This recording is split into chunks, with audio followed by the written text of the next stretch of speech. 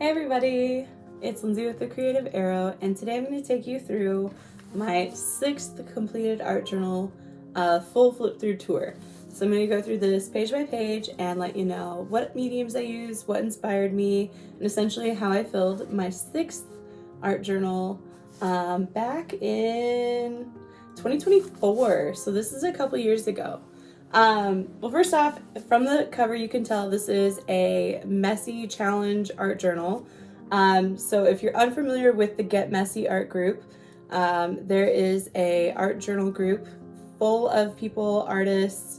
It was inspired by 2 friends that started art journaling together, and they just did a blog, and then it turned into this whole thing. So Get Messy Art is kind of what this is from. And this is great for 30-day challenges. So they do a thing called Messy May, which is where I got this one from. And this is what I used for my 6th art journal. So on the front page here, I added in this little bit right here, which is some Jane Davenport scrapbook paper. I just cut it up and mixed it in. And it's actually left over from something I did from a different art journal page. And then over here, I put number 6 because that's the one that I was working on. I started it May 5th of 24, and then I finished it in June 13th of 24. So it took me a little bit more than 30 days, but that's fine. It was pretty close.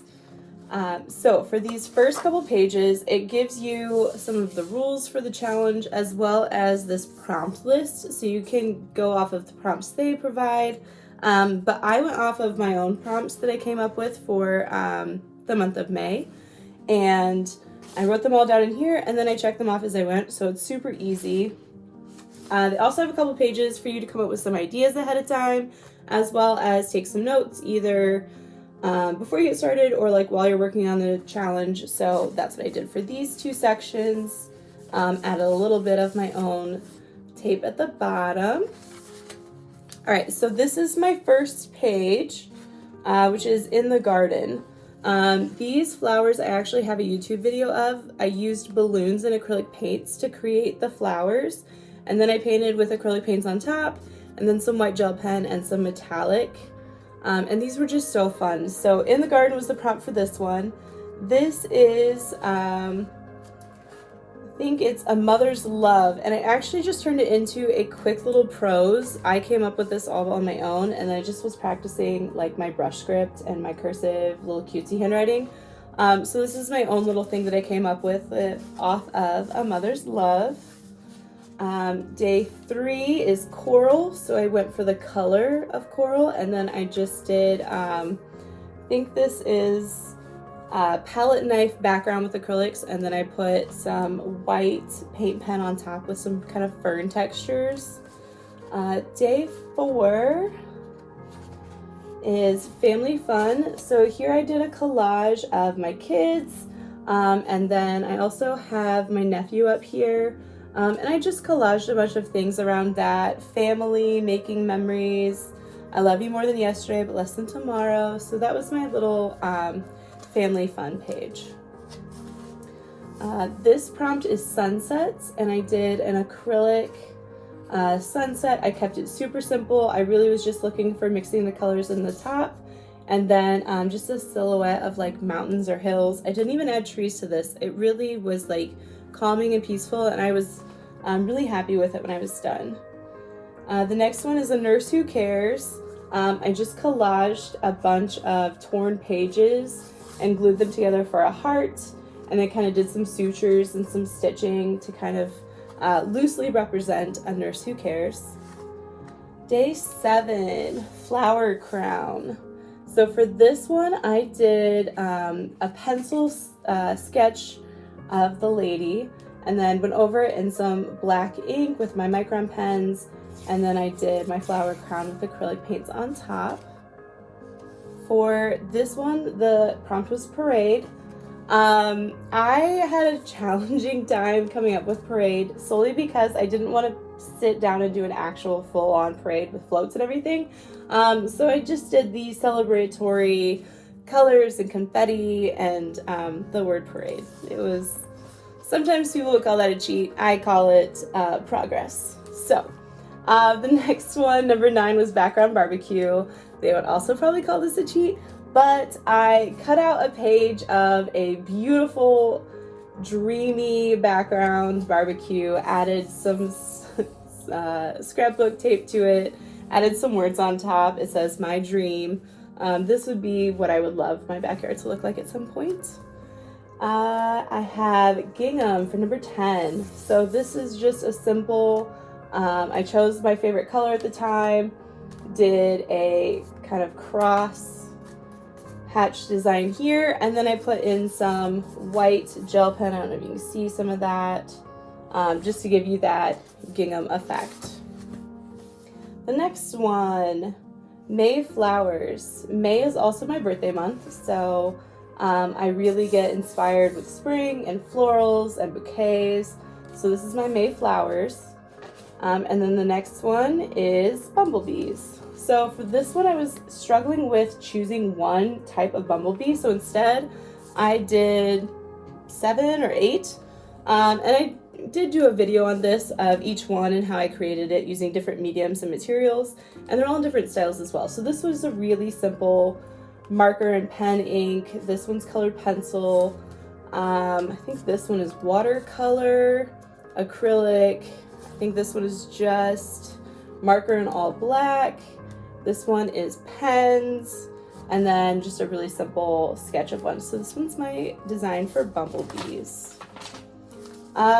For day 13 is Lily of the Valley, which is my birth month flower, and I do have some in my backyard. So for my Lily of the Valley, I did kind of a doors that opened up. They have the Lily of the Valleys on the outside, and then they have just some words that kind of represent what the flower means: purity, luck, sweet, and I did that with acrylics. So I kind of have this little illusion here. For day 14, we have peaches.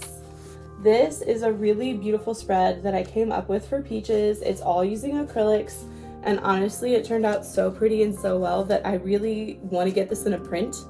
So if anybody has ideas on how I can get my original artwork into prints, please let me know in the comments, because I'm highly interested. And if I can get into a print, then I can share it with you guys, right?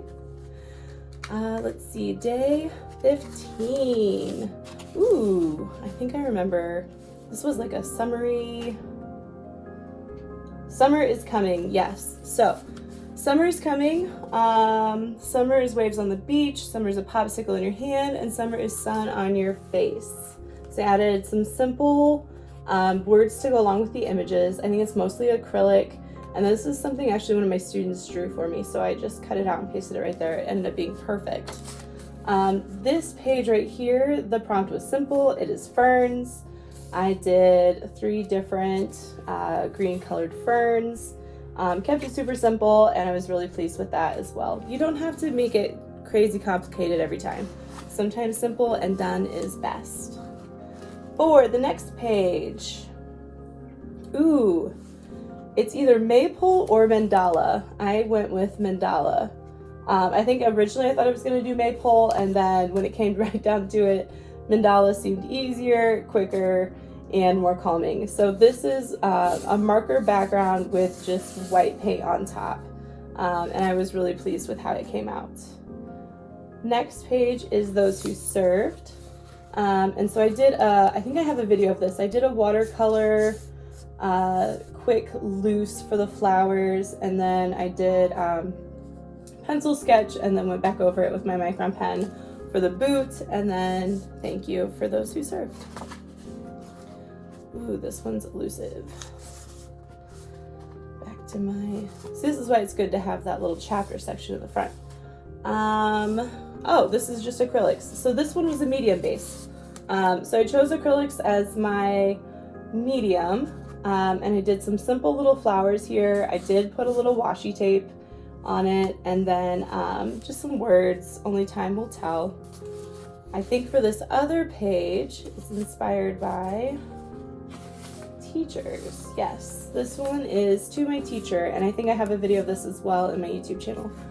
So this is just, again, the cut up page technique. I just tear the pages, and then I glue them into the shape that I want. This ended up being for an apple for teachers, and honestly I think it's super cute, and this would make a great like teacher appreciation gift for your kids, whether it be on front of a card or you do this and then you frame it. Maybe you could put their handprint in the middle or something. That would be honestly the sweetest. I would love to receive that as a teacher. For my next one, the prompt is Mountainscape, and this is all watercolor with just some simple black ink on top once it's dry. It's very illustrative, it's super easy, and honestly I think it's super fun when it comes out. It's just really nice to look at, and I could see this honestly being like a poster or maybe a puzzle design. I mean, it's just really, really fun. This one was Light of the Moon, and so I kept this again on the simple side with just some acrylics, and then I did my moon reflections. Ooh, wait, this one, I forget what day we're on here. Day 23. So I did Road Trip Tunes. These are some CDs that I've actually listened to on my road trips. This is one that I actually created. This is a mix CD that my dad and I put together, where we just did one great song off of other CDs and we just put it all in one, and it was honestly one of my favorites. And then these two are some that we just grew up listening to on road trips. And then I have Travel. So I did a simple black and white image with some pen and ink, and then a quote, "Travel not to find yourself, but to remember who you've been all along." And this is actually, again, from that same student that did the sun earlier. She did a moon, and it fit perfectly in here, so I cut it out and pasted it in. Voila.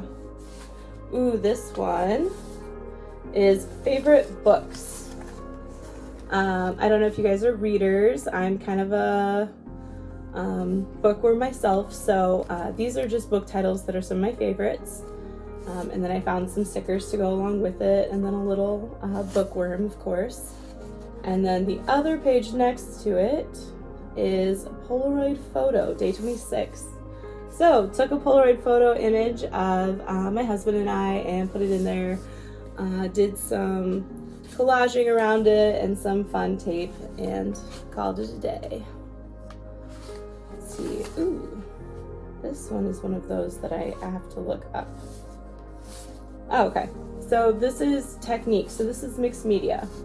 So with the mixed media technique, then, you know, the subject matter is open. So I went kind of galaxy, whimsical, kind of themed with that one, with lots of different, I think there's watercolor, acrylics, stickers, metallics, ink pen, all kinds of things on that one. The other side, the prompt is Daisy. Again, with it being my birthday month, daisies are my favorite flower, so I did some simple acrylic daisies in there. I was like tempted to add more to it, but honestly, I think it's really cute without the outlining or anything like that. Getting close to the end here. Day 29 is crystals. So these are on a YouTube video. These are all watercolor with some black pen outlining and then some white acrylics on top for highlights.